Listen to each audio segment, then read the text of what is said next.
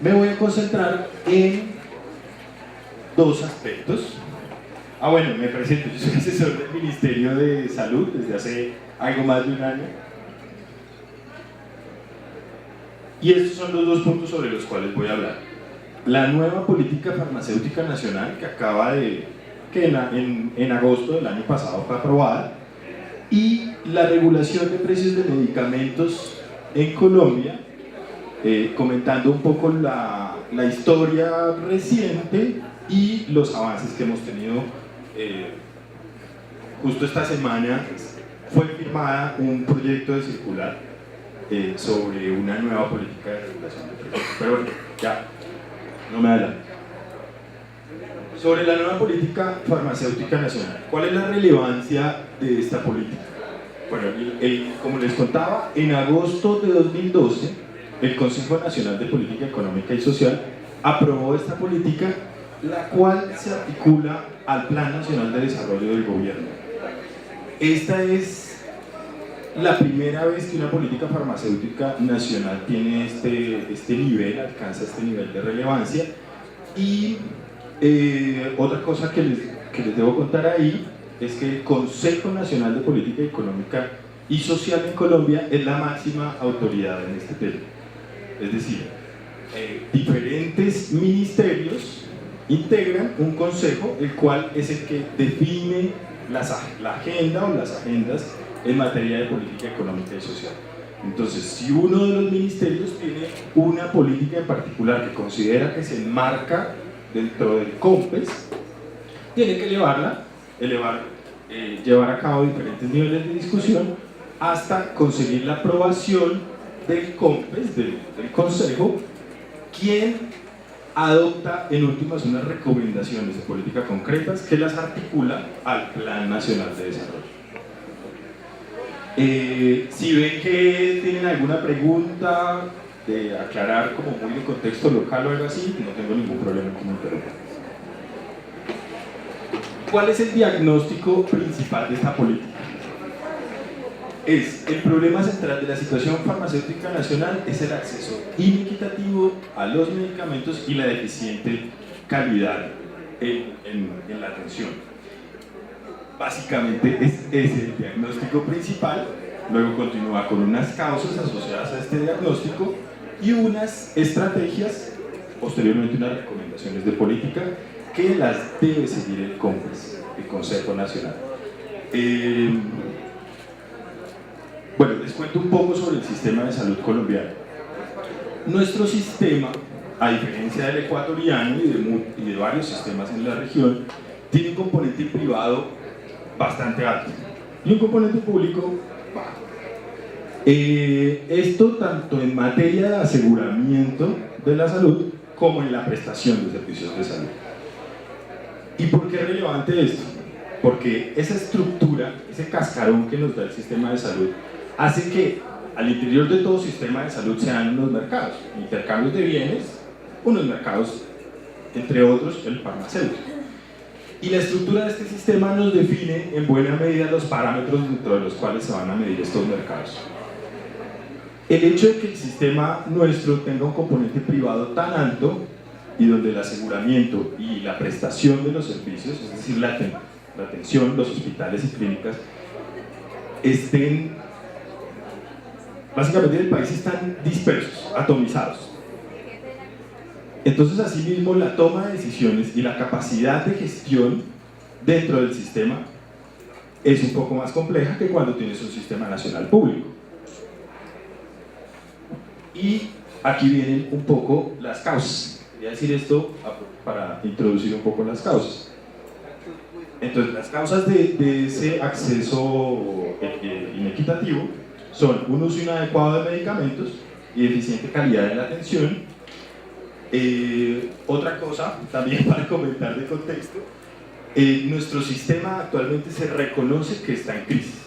O sea, el sistema de salud de Colombia está en crisis. Y la crisis tiene dos componentes. Una crisis de recursos, que más que entenderla como no hay plata, es una crisis en una asignación eficiente y adecuada de los recursos, tal vez, y una crisis también por el lado de la prestación. Es decir, los hospitales públicos en los últimos 10 años vinieron en un deterioro progresivo.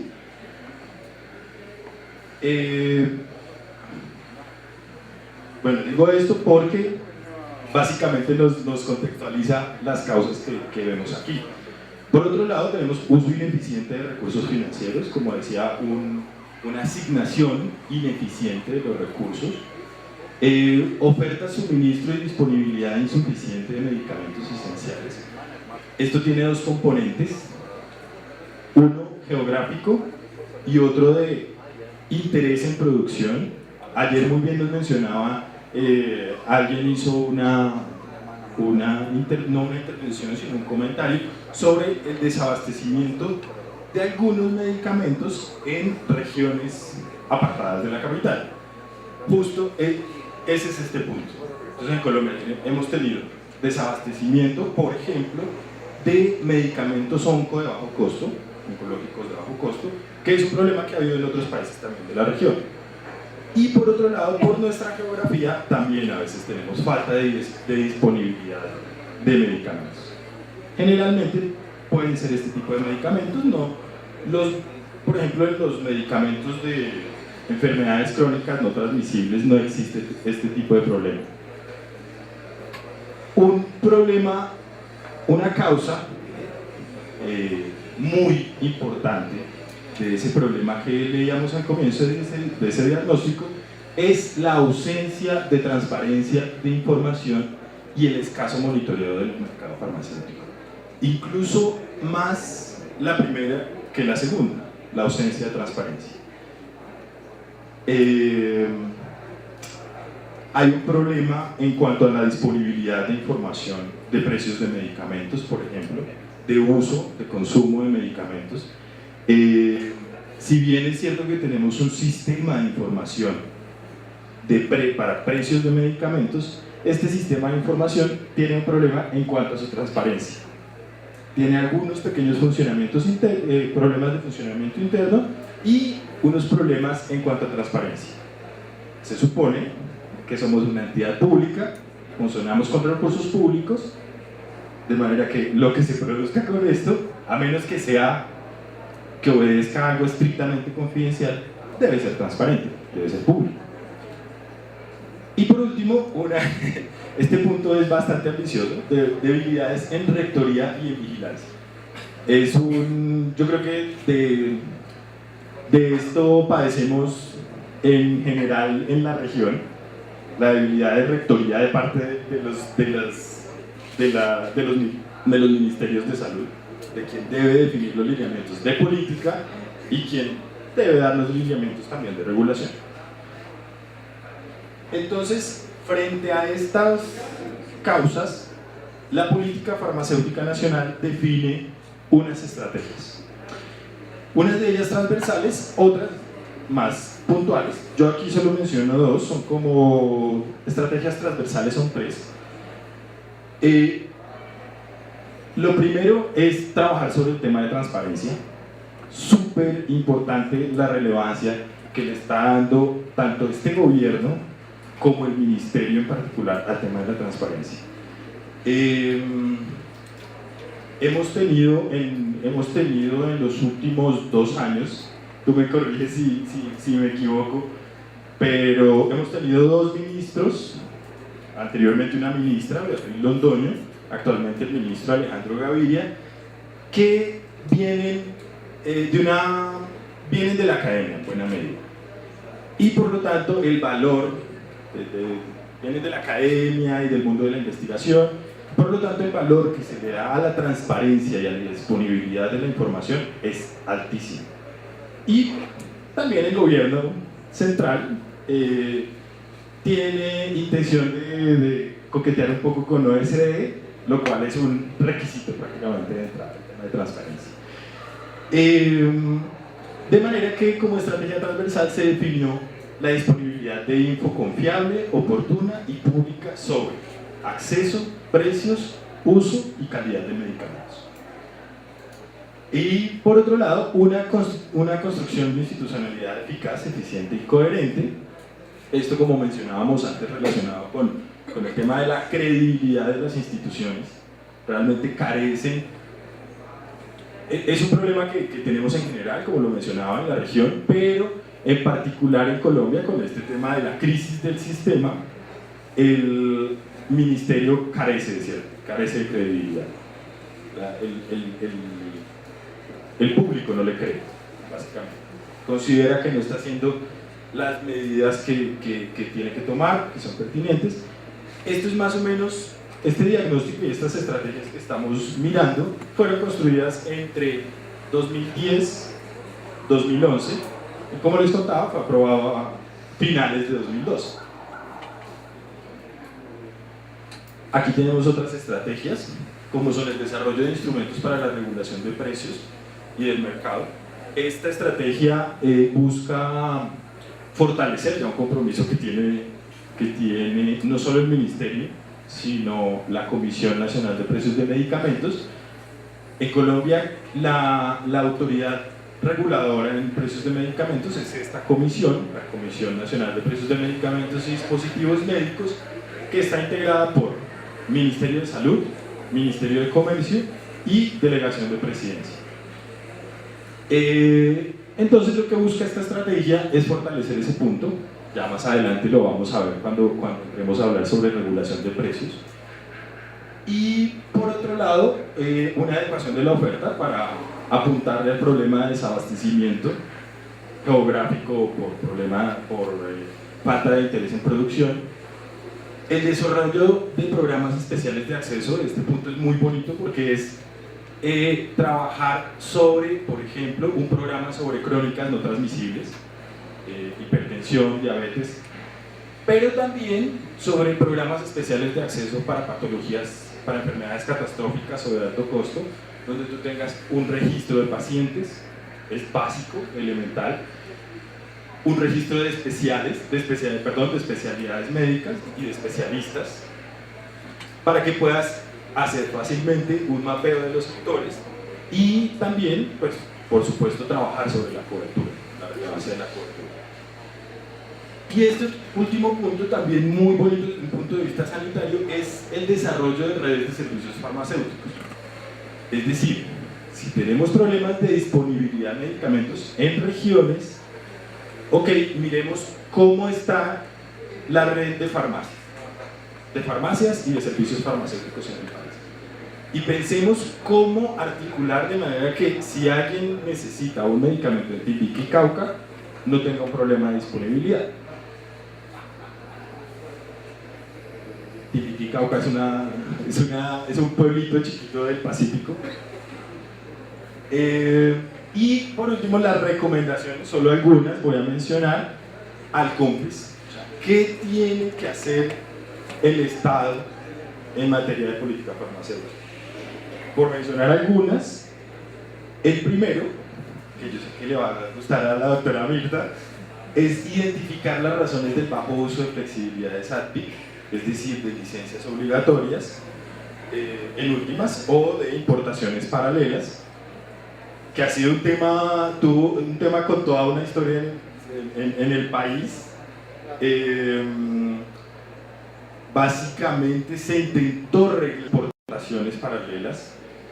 Las importaciones paralelas son un mecanismo que, luego de varias interpretaciones del acuerdo de los ARPIC, de derechos de propiedad intelectual relacionados con el comercio,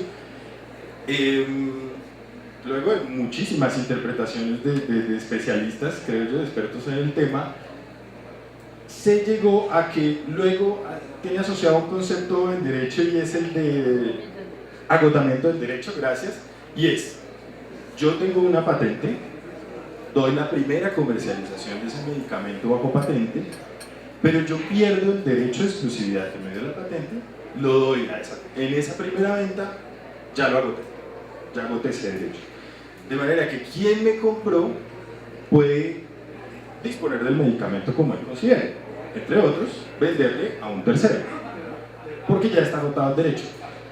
Entonces se interpretó este mecanismo como una flexibilidad en propiedad intelectual entre países.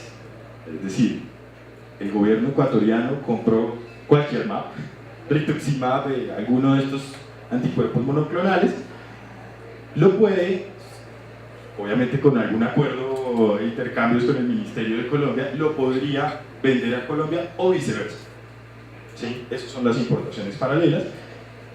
Y este punto lo que busca es eso: diagnostiquemos por qué no se han usado las flexibilidades ADPIC, licencias obligatorias, importaciones paralelas en Colombia. El siguiente punto es desarrollar la nueva política de precios de medicamentos, que ya la vamos a comentar, y es una recomendación que tiene que cumplir el COMPES, el Consejo, al primer trimestre de este año. Recién la cumplimos y pues parece, ya está firmado el proyecto de circular, de norma, por los dos ministros y por el delegado de presidencia. Falta un trámite administrativo, que es la publicación en el diario oficial, típico en las normas, en el registro oficial, y bueno, de ahí tendría que empezar a cumplirse. No creo que se nos queme el panel en oro. Espero que no. Y por último, para reconocer más nuestro mercado, realmente reconocerlo con fundamentos, con cifras y con datos, establecer un plan estadístico, que esta recomendación va de la mano con el Departamento Nacional de Estadísticas de Colombia, que es el DANE, y para, uno, valorar sistemática y periódicamente el mercado farmacéutico colombiano, construir un índice de precios, esto es clave, y poder construirlo tanto a nivel agregado, representativo de todo el mercado, como en submercados o en familias de medicamentos, lo que llamaríamos. O sea, cómo se comporta el índice de precios para los medicamentos de alto costo, de bajo y de medio costo, digámoslo de manera muy, muy general. Y tercero, diseñar un método de caracterización y registro de farmacias y servicios farmacéuticos, que tenemos que tenerlo listo a fines de este año. En realidad son recomendaciones que tiene que seguir el COMPES, pero quien las ejecuta realmente es el Ministerio de Salud. Y bueno, este punto, no sé si se acuerdan de lo que vimos antes sobre la construcción de redes para la dispensación de medicamentos. Este punto le atina a eso.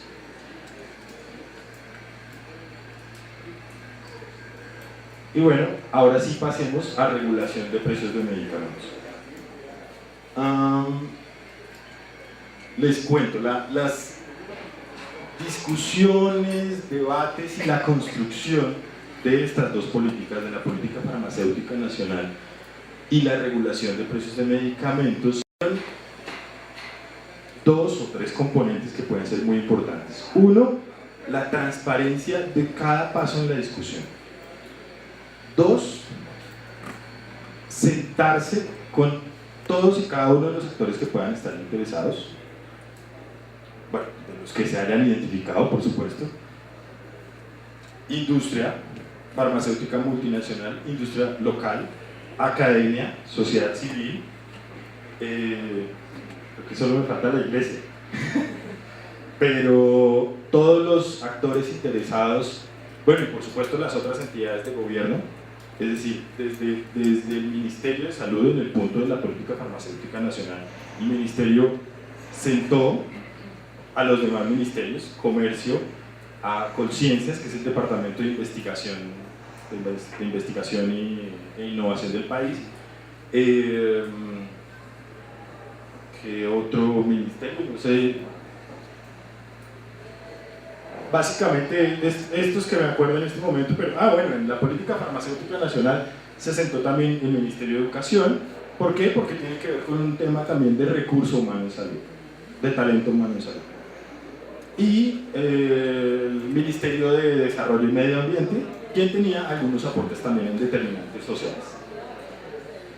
Entonces, se escucharon. O sea, hubo muchísimas mesas de trabajo. Yo llegué ya en el proceso de discusión final de la política farmacéutica, pero les puedo dar más detalle del segundo punto, de todas las mesas de trabajo que se hicieron en la regulación de precios de medicamentos, y tuvimos que correr un poco para poder incorporar a los diferentes stakeholders. Desde noviembre del año pasado empezaron las discusiones, luego se estancaron un poco, y en estas mesas de trabajo, como les contaba, estuvo ASINFAR, que es la agremiación de industria farmacéutica local, AFIDRO, que es la agremiación de las multinacionales, sociedad civil, academia, y creo que no me falta nadie más. Fue algo muy interesante porque en la misma mesa sentamos las dos industrias. Entonces, un primer temor que teníamos era: estos se van a pelear, se van a agarrar y se van a dar durísimo entre ellos. Ese fue un temor que tuvimos, pero dijimos no, justo ellos son los potenciales regulados, los dos, y los dos representan un interés más o menos similar. Por supuesto, hay componentes particulares de cada agremiación, y por otro lado hacíamos mesas de trabajo, fueron más poquitas las que hicimos con Academia y Sociedad Civil, comentando los avances. Todo esto tenía etapas donde podían enviar comentarios a cada punto que se iba definiendo, por ejemplo, mercados relevantes, países de referencia, punto de regulación, entre otros. Sobre cada punto que se iba definiendo podían hacer comentarios de los diferentes actores interesados. Incluso lo pueden encontrar todavía en un link de esto. El link lo tiene el Ministerio de Comercio, porque algo particular de Colombia, la Secretaría Técnica de la Comisión Nacional de Precios de Medicamentos la tiene el Ministerio de Comercio. Se llama Secretaría Técnica, pero funciona más como una Secretaría Ejecutiva, y en realidad el componente técnico, pero tenemos un entorno que, si bien por supuesto, como les comentaba, es de crisis, legitima mucho la acción fuerte de parte del Ministerio de Salud. Es decir, legitima que el trabajo sea fuerte desde salud y que llame y siente al Ministerio de Comercio y le diga: ven, tenemos que discutir este tema, tenemos que discutir este tema, es una prioridad nacional. Bueno, entremos en materia. Entonces les voy a comentar los antecedentes, algo muy breve, el diseño, que ya les conté algunas anécdotas y demás, y por último unas opciones interesantes por explorar, no solo para Colombia, sino para países de la región que estén interesados en regulación de precios. En antecedentes, corto hacia atrás, voy a cortar en 2006, que es cuando se establece la primera regulación de precios de medicamentos basada en referenciación internacional de precios. Esto es la circular 04 de la Comisión, y este esquemita que vemos acá nos ayuda a entender un poco esa regulación, solo un poco, y tiene 3 cajas, 4 flechas. Las 3 cajas son el resultado de una lectura de una ley, o de un artículo de una ley, que establece cómo deben ser las políticas de precios en Colombia. Para todo, desde carros, carros no, perdón, eso no se regula, pero desde gasolina hasta medicamentos. Y esa lectura que se hizo en ese momento fue la Ley 81 de 1888, un montón de modificaciones, referencias cruzadas posteriores, establece 3 regímenes, le llama la ley. Y es un régimen de libertad vigilada, de libertad regulada y otro de control de precios. Estos 3 regímenes, que más que regímenes son como esquemas, ¿no? Como sí, cuando tú vuelves y lees la ley 81 del 88, que es la que establece este marco, dices, como que la ley no dijo: tienes que hacer una transición entre los 3 esquemas. Parece que lo que la ley dice es: escoge uno de los 3 esquemas. Entonces, en ese momento no se hizo esta lectura que acabo de decir, se pensó que eran 3 regímenes dentro de los que tenía que moverse cualquier política de precios. Y resulta lo siguiente: Entonces, libertad vigilada, todos los medicamentos comercializados en Colombia están en libertad por principio, simplemente tienen que reportar su información de precios de venta, de cantidades de venta y demás. Y luego concentrémonos en la flecha del centro, que nos dice que si dentro de una clase terapéutica relevante, ese concepto es clave. Ayer escuchábamos hablar de mercados relevantes, ya vamos a conectar esto con ese concepto de mercados relevantes. Si dentro de una clase terapéutica relevante el medicamento tiene alta concentración de mercado, medido por un índice del HH de 0.45, también es un punto importante decirlo, ya veremos por qué. Si es así, el medicamento tiene que pasar a libertad regular. Y lo que se estableció en esta circular 04 de 2006 es, en libertad regulada, el medicamento yo le fijo un precio de referencia basado en referenciación, en precios internacionales, y se establece como techo.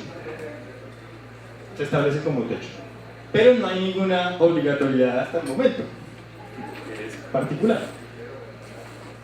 Solo si el precio del medicamento en Colombia resulta mayor al precio de referencia construido con base en los países de referencia, en la canasta de países de referencia, solo si es así pasa a control directo de precios. Es decir, solo si es así se establece el techo administrativamente, por norma, se le establece el techo. Tuvo un montón de críticas la circular, ya veremos por qué. Algunas de ellas justificadas, muchas de ellas justificadas, algunas no tanto.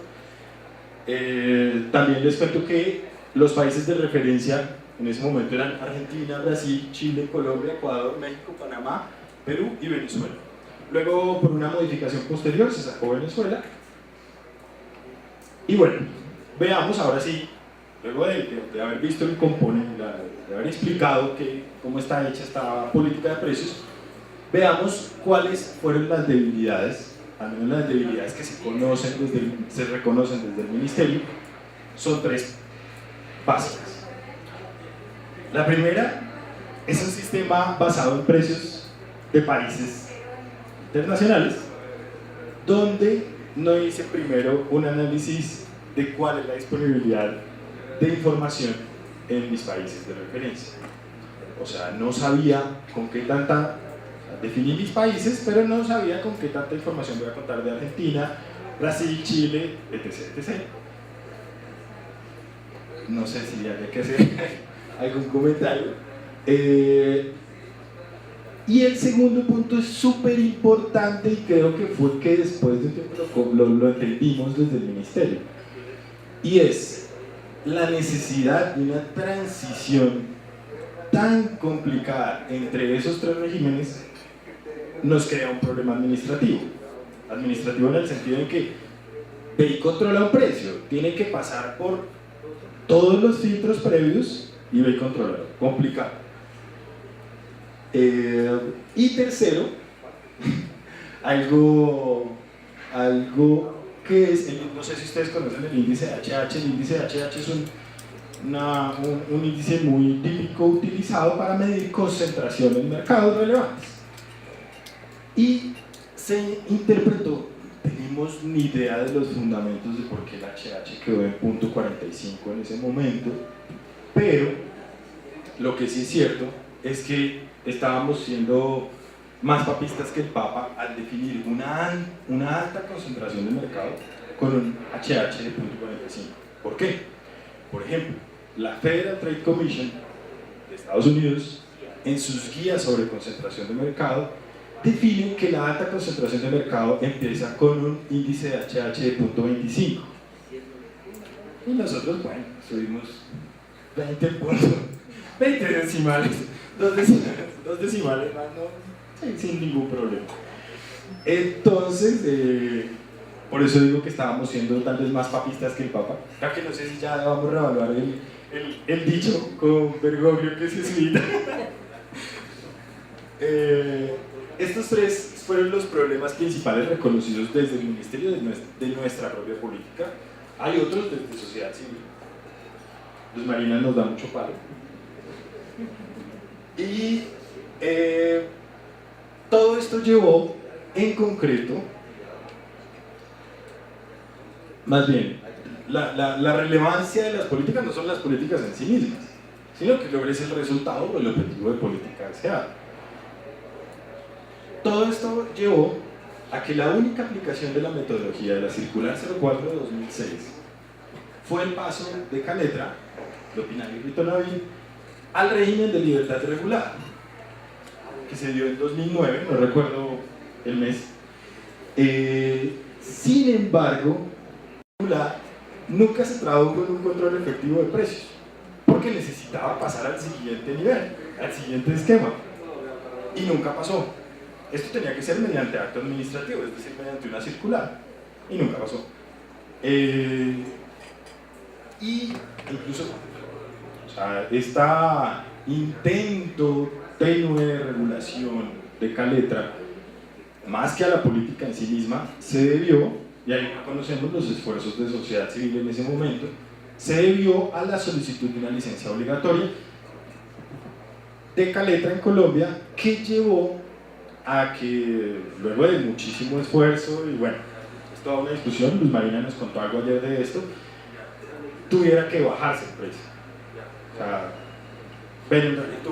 tuviera que mostrarse acción, o sea, tuviera que mostrarse acción desde el ministerio, que en realidad no se tradujo en un resultado concreto, y posteriormente el laboratorio sí dijo, no, yo ya creo que estoy, o sea, sería bastante ilegítimo si yo continúo con este precio tan alto, con el contexto de crisis del sistema de salud, con licencia obligatoria a bordo, yo creo que me conviene bajar un poco el precio y bajar.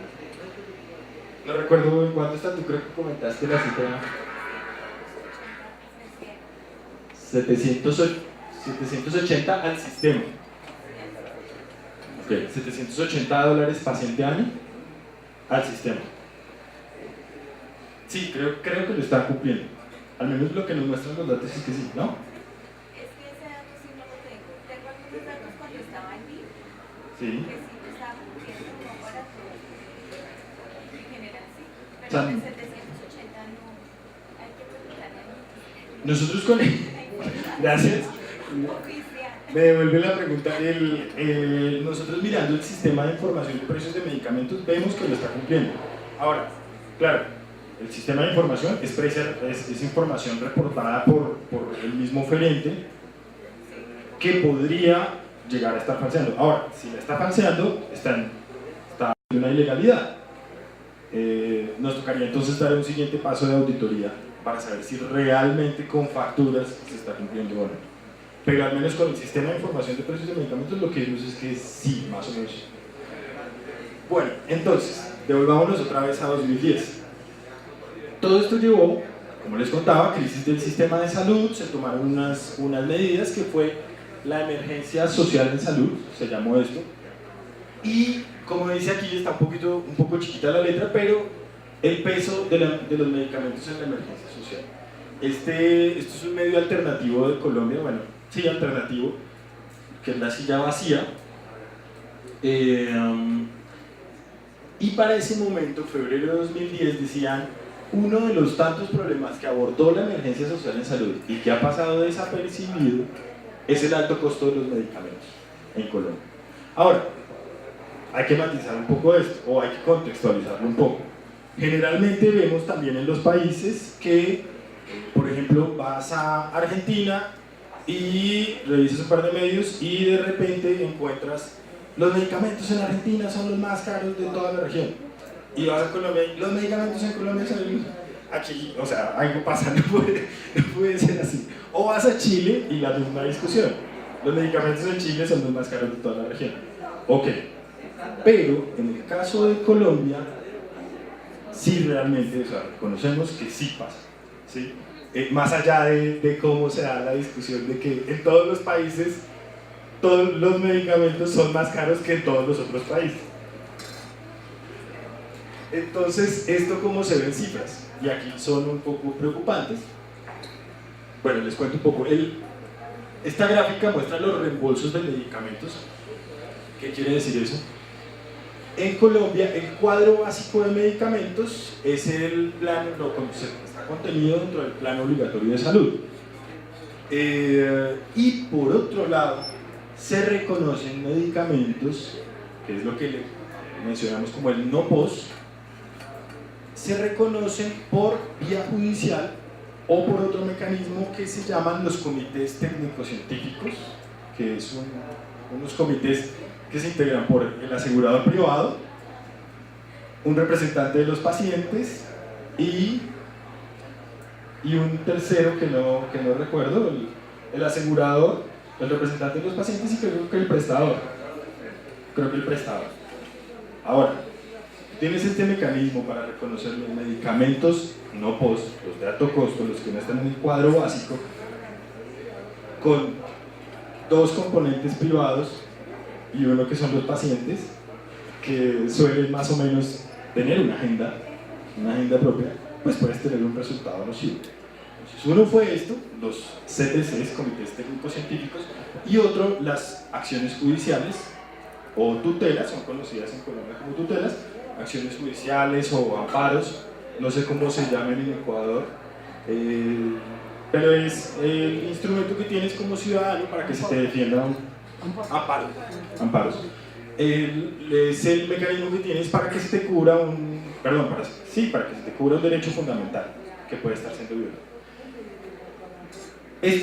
Por medio de estos dos mecanismos, el paciente puede acceder a aquello que no está en el cuadro básico y el fondo que administra los recursos del sistema le reembolsa ese dinero al asegurador del paciente. Si el asegurador, generalmente, sí, solo tenemos un asegurador público, ¿no? Solo uno, que actúa como un asegurador más dentro de los privados, compite con ellos. De hecho, no es totalmente público, es mixto. Entonces, por estos reembolsos en Colombia de medicamentos, vemos que tenemos una curva casi exponencial entre 2000 y 2010. Esto está en millones de dólares, donde empezamos en 2000 con 2 millones de dólares. Luego, en 2002, por ejemplo, vemos que saltamos a 23 millones de dólares, un crecimiento ya vamos a ver las tasas de crecimiento de esto. Y así sucesivamente. Aquí tenemos un crecimiento casi del 100% y seguimos del 60% más o menos, casi del 100% de nuevo, del 100 algo por ciento, del 100% casi también del 100%, se decrece un poco y luego tiene un repunte increíble y llegamos a la grandiosa cifra de 1.252 millones de dólares por medicamentos que no son esenciales. Es decir, en últimas, los medicamentos que más puntean en esto son los típicos biotecnológicos, monopólicos de alto costo. Generalmente, anticuerpos monoclonales. Solo por poner un ejemplo, por adalimumab en Colombia, no tengo la cifra de 2010, la de ese año, pero por adalimumab en Colombia se pagaron 30 millones de dólares, solo por un medicamento. Generalmente, anticuerpos monoclonales. Solo por poner un ejemplo, por adalimumab en Colombia, no tengo la cifra de 2010, la de ese año, pero por adalimumab en Colombia se pagaron 30 millones de dólares, solo por un medicamento. ¿Y por rituximab? No, el que digo es adalimumab. Adalimumab. No recuerdo qué patología es, de pronto, profesor. Para artritis reumatoidea. Artritis reumatoide. Ok. Y llegamos a esa cifra en 2010. De manera que esto llegó, se podrán imaginar en ese momento, desde sociedad civil hay principalmente dos organizaciones en este tema, que son IFARMA y la otra es la Federación Médica, que más concretamente es Observame, un observatorio un observatorio del mercado de medicamentos de la Federación Médica Colombiana.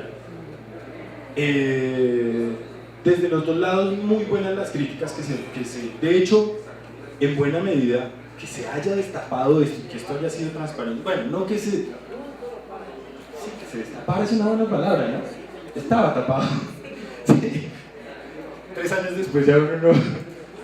Entonces, en buena medida eso se lo debe el país a Observamed, a una ONG. Y bueno, les parece un poco curioso, yo creo, que alguien del Ministerio de Salud esté diciendo que una ONG gracias a ella fue que se reveló todo esto, se destapó todo esto. Pero así es, y Observamed con bastantes datos, además. Entre otras cosas, para que le dieran la base de datos, llegó hasta la última instancia, pues una tutela, creo, hasta que tuvieron que darle la base de datos con estos datos, más o menos, con el dato puntual, los microdatos, y fueron los que destaparon de buena medida todo esto.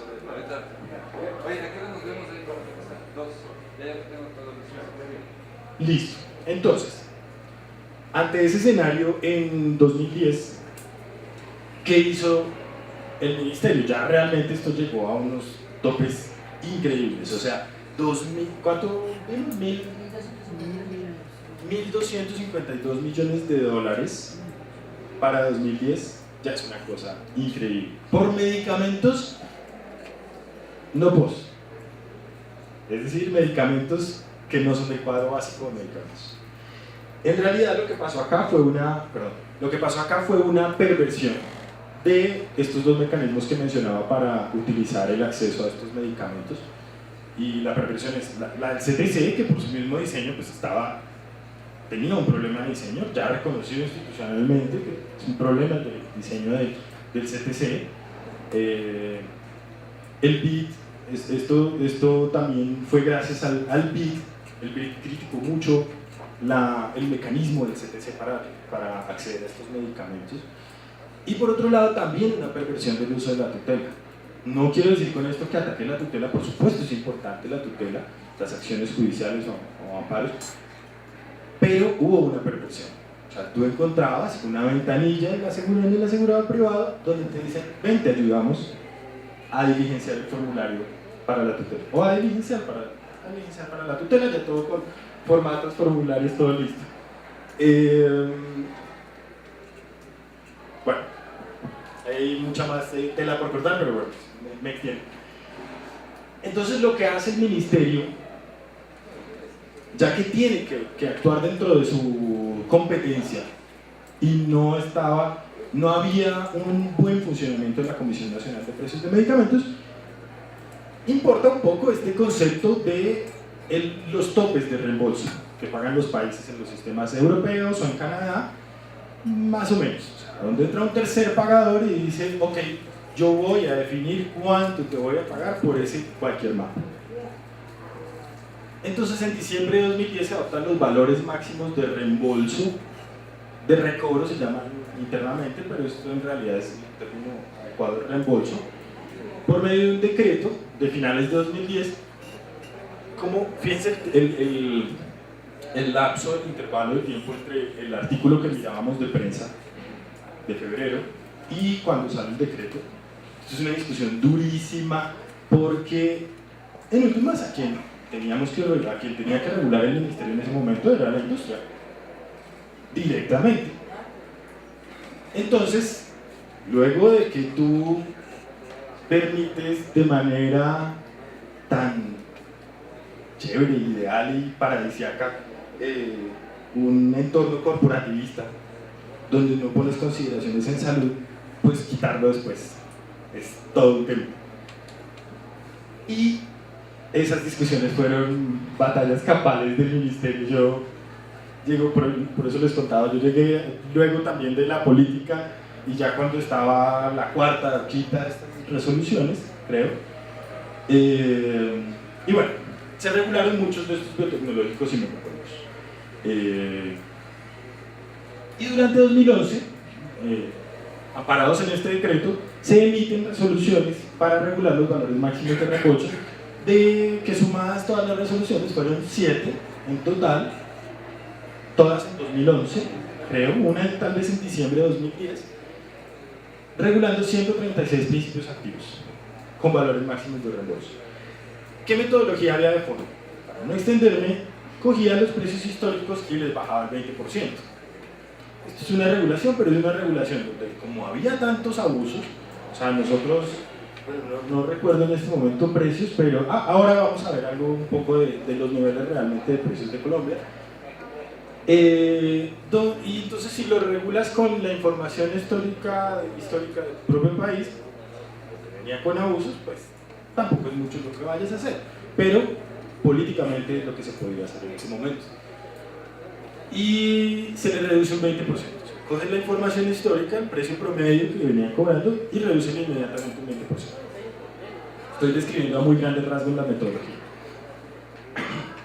Y bueno, esto permitió frenar el crecimiento exponencial del valor total de los reembolsos. Aquí veamos ahora la gráfica hasta 2010 con los 1.252 millones de dólares y pues empieza a corregirse un poquito la tendencia. Baja en 2011 a 1.100, en 2012 a 975 y el dato que les coloco ahí de 2013 es un estimado con base en los 4 primeros meses del año. Podría ser un poco más o menos, no sabemos. Pero lo que sí es cierto es que los valores máximos de recobro permitieron corregir un poco esa tendencia.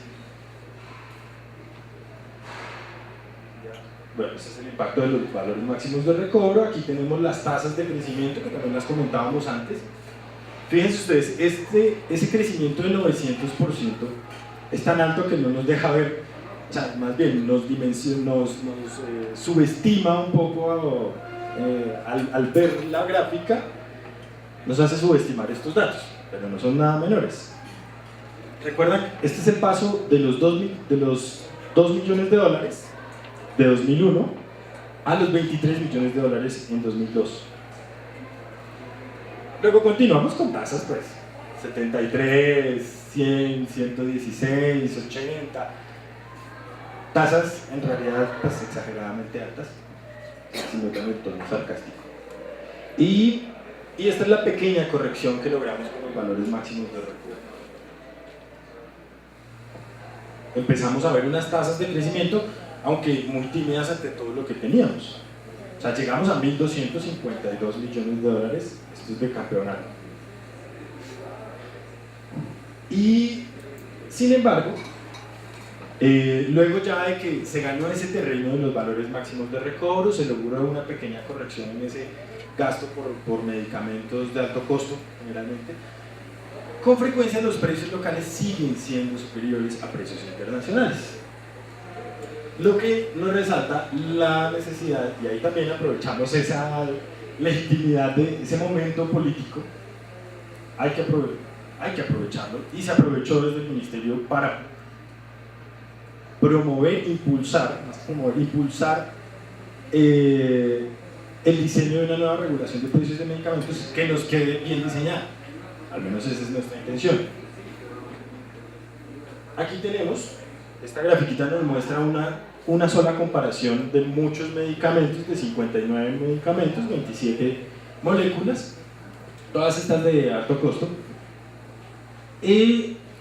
donde tenemos el precio máximo que se estableció de valor máximo de recobro en Colombia contra el precio en España. Entonces, todo lo que esté por encima de la lineecita roja diagonal, todo lo que esté por encima de eso es que está más alto en Colombia, tantas veces como nos diga ahí. Por ejemplo, acá tenemos un medicamento que es un factor antihemofílico, factor 7, recombinante, que en Colombia estaba a solo 15 veces el precio de España. Solo 15. Y bueno, todo lo que esté por encima de la línea, por supuesto, está más alto en Colombia que en España, que es el punto que tomamos de comparación para esa gráfica. Entonces, sin duda, esto nos resalta la importancia de dar un siguiente paso. O sea, no nos podemos quedar con los valores máximos de reembolso. Y ahí viene la nueva política de precios de medicamentos que estuvimos diseñando, que les contaba entre noviembre del año pasado y las discusiones se cerraron hace más o menos un mes, o de pronto menos, 20 días, tal vez, 3 semanas. Y en este momento, como les contaba al comienzo, esta semana ya firmaron los 3 que deben firmar este proyecto de norma y solo está por salir en el diario oficial y ya, ahí se tendría que empezar a cumplir. Entonces, luego de un amplio proceso de discusión, les contaba transparente, ustedes se encuentran en un link en una página web todas y cada una de las cartas que nos envió Luz Marina, que nos envió Sociedad Civil y Pharma, Observamed, que nos envió Academia, Universidad Santo Tomás, recuerdo que comentó, Los Andes, la Universidad de los Andes, las 2 industrias, por ejemplo, por supuesto, fueron los que más mandaron comunicados, y una tercera agremiación que se llama la ANDI, que es la Asociación Nacional de Industriales, bueno, cambió de nombre recientemente, pero en la cual confluyen las 2, lo cual es también interesante desde economía política, haciendo una lectura de economía política desde el gobierno y aprovechamos un poco ese entorno. Entonces, bueno, las mesas internas de gobierno incluyeron al Ministerio de Comercio, a la Superintendencia de Industria y Comercio, a la industria farmacéutica local, multinacional, academia y sociedad civil, como mencionábamos, y replanteamos esa política que mirábamos inicialmente. Ese fue nuestro marco de discusión. O sea, nuestro marco de discusión es ese. Ok, esto está mal, listo, hay que cambiarlo para que funcione. Y este es, de manera muy esquemática, el resultado. Se nos redujo la figurita anterior. Y es, todos los medicamentos por principio, a menos de que siga lo contrario, están en libertad de precios en Colombia. Y aquí viene el concepto de mercado relevante, que ya nos lo introdujeron ayer, para medir la alta concentración de mercado. Y definimos con base en esas guías de la Federal Trade Commission, y no podemos ser más papistas que el Papa, y no tenemos, además, peor si no tenemos justificación.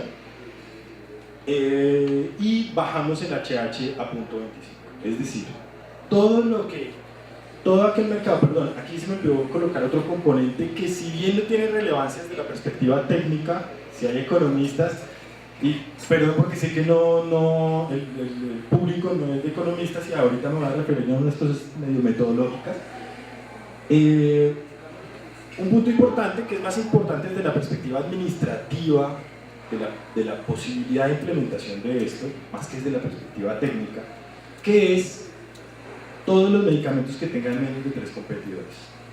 Todo aquello que tenga menos de 3 competidores o HH menor a 0.25, independientemente de cuántos competidores haya, puede haber 1000, pero si el índice HH nos da 0.26, eso significa que es un mercado de competencia monopolística, es decir, un mercado en apariencia con altos competidores, pero en realidad donde hay un líder que puntea.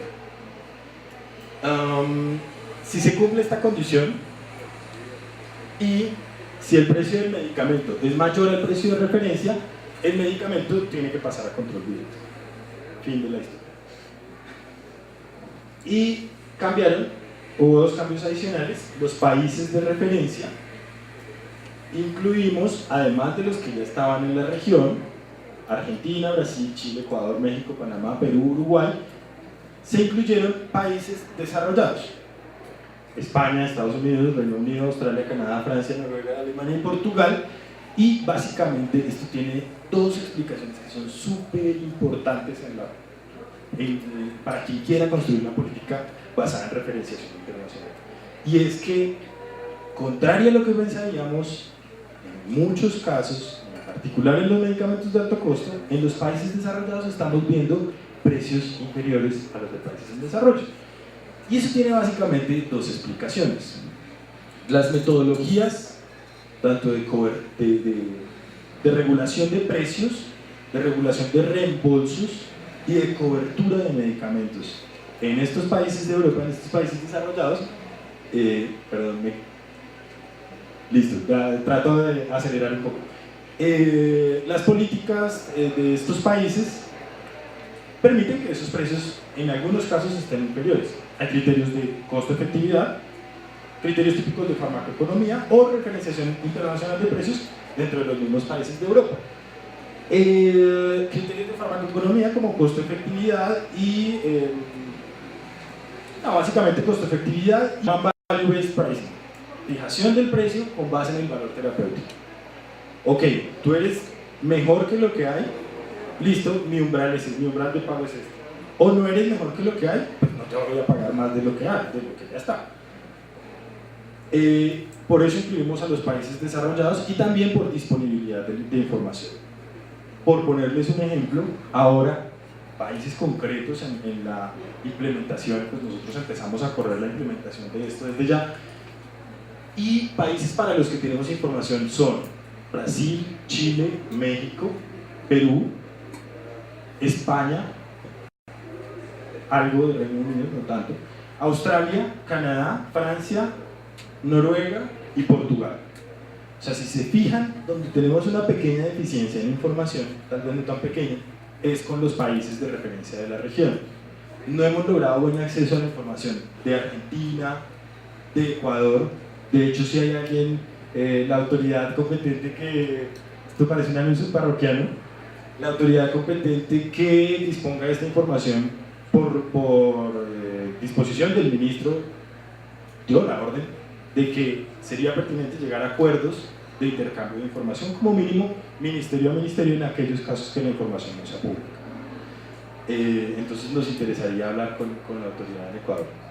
Y bueno, el precio de referencia, esto fue interesante porque nuestro punto de partida en las mesas de trabajo fue: el gobierno puede regular con el mínimo.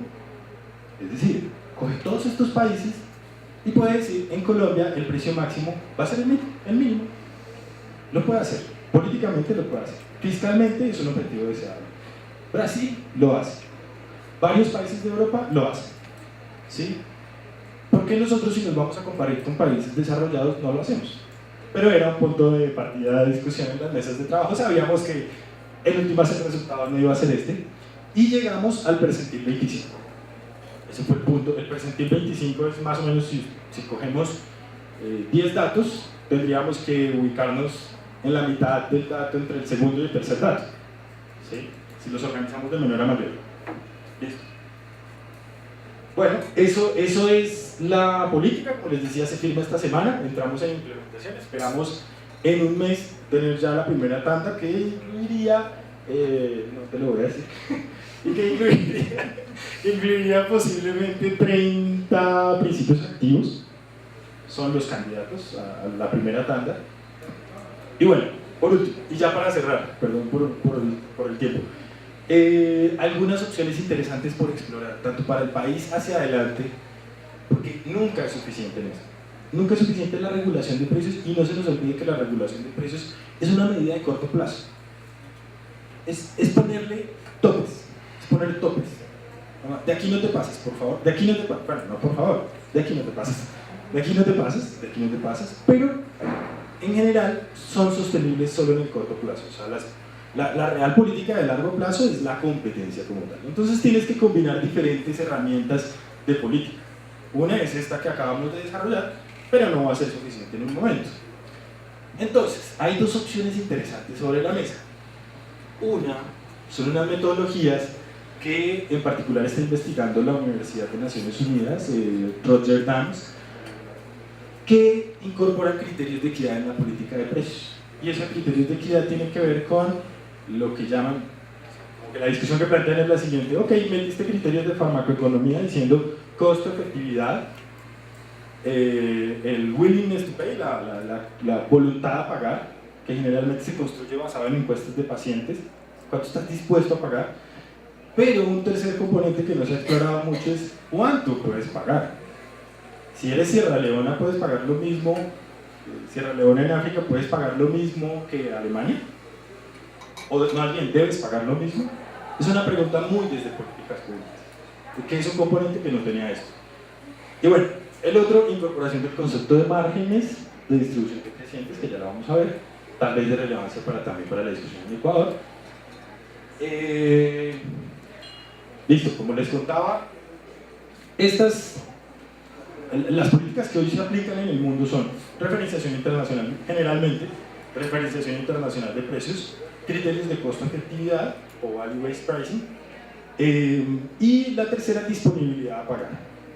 Pero se propone incluir esa capacidad de pago de dicha sociedad, lo que es muy relevante para nosotros como países de desarrollo y para países de ingreso. Hay dos opciones que se vienen explorando. Brasil ya se subió a este bus, afortunadamente, desde 2011 en realidad. Aplicaron una metodología, establecieron una metodología que incorporaba esto, y es un ajuste por brecha de ingresos. Más o menos a grandes rasgos es cuánto Brasil utiliza 10 países de referencia para su referenciación internacional, los cuales son desarrollados. Entonces la pregunta que se hace a Brasil, y ahí establece el precio de referencia, es decir, el precio de referencia en Brasil para un medicamento monopólico es: señor fabricante, tu techo en Brasil es el precio mínimo observado en los 10 países de referencia de Brasil. Son Australia, Estados Unidos, no recuerdo los otros. Pero posteriormente incorpora esta metodología con la ayuda de esta gente de la Universidad de Naciones Unidas, que dice lo siguiente: claro, yo puedo, como que se hace en el siguiente planteamiento, yo puedo desde el Estado, como un objetivo de política pública, decir, voy a comprar ajustando por brecha de ingreso con respecto a los países desarrollados. Y entonces, así es que construyen lo que se llama el precio máximo de venta al gobierno, y es sobre el precio del fabricante que dijimos ahorita. Actualmente se tiene que reducir un 20 y pico % de acuerdo a lo que calculen año a año la brecha de ingreso. Y la otra opción de este tipo de metodologías es calculando la brecha de desarrollo con respecto a los países desarrollados. ¿Qué es la brecha de desarrollo? ¿Cómo estás en promedio? ¿Cómo estás en tu IDH, en tu índice de desarrollo humano, que sabemos que es relativamente bajo en nuestros países, con respecto a los desarrollados? ¿Y por qué el IDH? Porque el IDH incluye ingreso, un componente de ingreso, un componente de salud, un componente de educación. Creo que son esos tres los componentes del IDH. Y calcular la brecha y dices, ok, yo no debo pagar más de eso. Aquí tenemos una curvita, vemos ahí los puntos de lo que más o menos nos genera esta metodología con una de las propuestas que existen actualmente. Y es, fíjense, en el último punto tenemos a Estados Unidos, arriba, donde Estados Unidos se dice, bueno, tú tienes que pagar como el punto 98 con respecto a la brecha de ingresos, que es con brecha de ingresos, tú tienes que pagar el punto 98. No hay brecha de ingreso en Estados Unidos, bueno, cosa menor, o Suiza, por ejemplo, o Canadá o Alemania. Y vemos aquí abajo a Sierra Leona, Ghana, y si vamos subiendo nos encontramos Brasil, un poquitico abajo debe estar Colombia y Ecuador, sí, abajo, y bueno, luego México, Argentina, por ejemplo. Y básicamente lo que nos dice, lo que nos da esta curva que vemos acá es un factor de descuento. ¿Cuánto debe ser ese factor de descuento? De acuerdo a brecha de ingresos.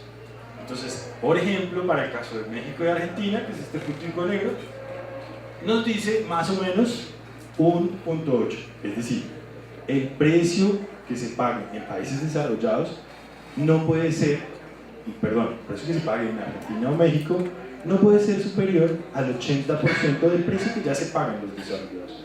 ¿Sí?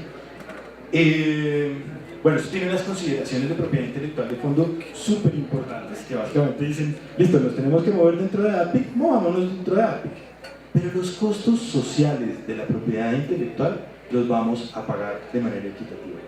No puede poner a la India o a Sierra Leona a pagar lo mismo que se paga en Alemania. Por lo tanto, lo que sugiere esta metodología, por supuesto, es Sierra Leona no debe pagar más del 34% del precio en los países desarrollados. Perdón, yo ya me extendí bastante. Bueno, Brasil, como les contaba, se subió a este bus y estableció una metodología del precio máximo de venta del gobierno. Bueno, aquí las formulitas, esta segunda formulita es la más importante, aunque se ve enredada. Esto básicamente es la brecha, el promedio ponderado de la brecha de ingreso con los países desarrollados. Y este calculito lo que nos da es un 20 y tanto % hoy en día. Eso es lo que les comentaba. Entonces, como nos da 20 y tanto %, el precio máximo de venta al gobierno va a ser igual al del fabricante menos, por uno menos el 20 y tanto %. O sea, tiene que ser el 70 y pico %. Listo, por último, con respecto a márgenes. Por último, quería comentar una cosa que estamos encontrando en un estudio que ya estamos terminando en el Ministerio sobre márgenes de distribución. Cuando digo márgenes, no digo márgenes de utilidad. Hay que tener mucho cuidado en esa discusión porque a veces se dice márgenes sin ponerle el apellido a la cosa, y una cosa es un margen de utilidad, otra cosa es un margen de distribución. En nuestros países, cuando se piensan los márgenes de distribución de medicamentos, ya sea para regularlos o para reconocerlos implícitamente, si no se regulan estrictamente, se piensa un número, un tanto por ciento. Entonces, por ejemplo, Perú regula el margen de distribución minorista en 25%, su alcance son todos los medicamentos, y en Brasil se estima un margen promedio del mayorista en el 7% y del minorista en el 22%, generalizado. Y generalizado tiene un pequeño problema, y es un problema básico de intuición económica. El 10%, el 25% de 1000 es diferente al 25% de 1.000.000. Entonces, tú tienes que pensar algo básico de intuición económica, y es que lo que le llaman en la literatura márgenes regresivos o márgenes decrecientes más bien, y es que a medida que aumenta el precio, pues reduces el margen.